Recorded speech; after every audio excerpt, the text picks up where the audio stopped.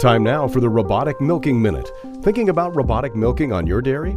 Here with us now is Greg Larson from Gia Farm Technologies to discuss planning and management tips for robotic operations. Greg, this is our debut segment of the Robotic Milking Minute. We keep hearing about this new way of dairying with robots. So, Greg, let's get right to it. Why should a dairy producer look into robotic milking? What are some of the top reasons? Well, number one, the top reason throughout the United States has been the effectiveness of labor that's qualified to assist dairies run the dairy farm. And dairymen are really struggling right now trying to find qualified labor and or just labor in general that's going to be able to perform milking and cow husbandry practices and basically work as a team effort in regards to reaching the common goal of cow comfort and profitability on the dairy. Each dairy operator has to ask, is robotic milking right for my operation? Yeah, I mean, what the robotic milking system is going to do for you, it's going to milk the cow, it's going to feed the cow, and it's going to give you quite a few critical milk point aspects in regards to the milk quality and the overall health of that animal.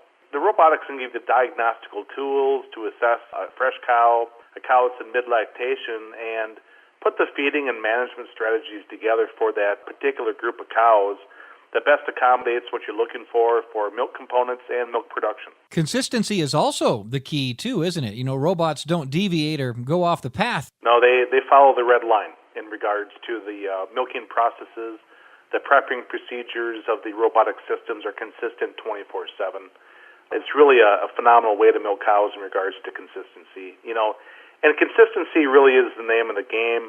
We preach consistency to our dairymen in regards to consistent feeding strategies and consistent milking procedures in order to reach their goal sets. Some of the dairymen that I've talked to that have implemented robotic milking on their farm, they're now spending more time with the family.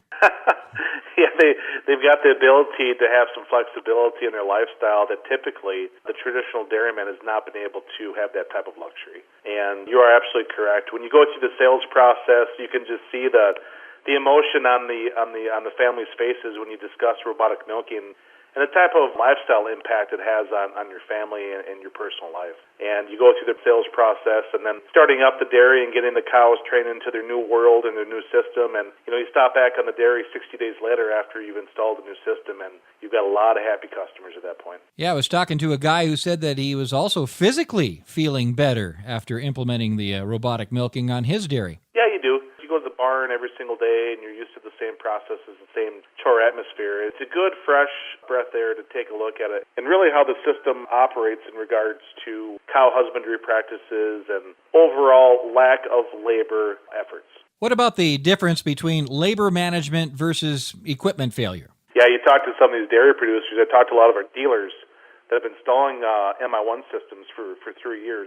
And 90% of the service issues are typically some sort of a software-related issue where actually the technician doesn't even need to go to the dairy farm to fix the robot. It's traditionally fixed right through the computer itself. And the reliability is quite high when you evaluate it, and it brings a real consistency, peace of mind to the dairy. Well, through the course of the month, we'll be talking about if robotic milking is right for your operation, things to consider, and the role that it plays in cow health and all the nutrition strategies. And there's just a lot of facets involved when it comes to robotic milking, and it's still fairly new, even though, the first robot I've heard was, 30, 40 years ago?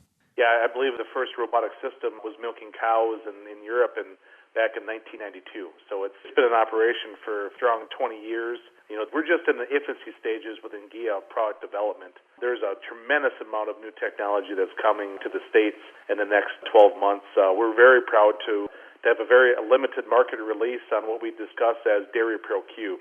Our Dairy Pro Q is a fully automated rotary milking parlor system that is like its cousin, the traditional robotic box-style milking, but it's offered in a true, fully 100% robotic integration of a rotary milking system.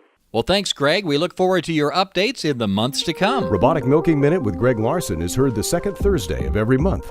Brought to you by Gia Farm Technologies and MI1, the no-compromise robotic system to enhance your future in dairying. To learn more about robotic milking, call 1-877-WS-DAIRY.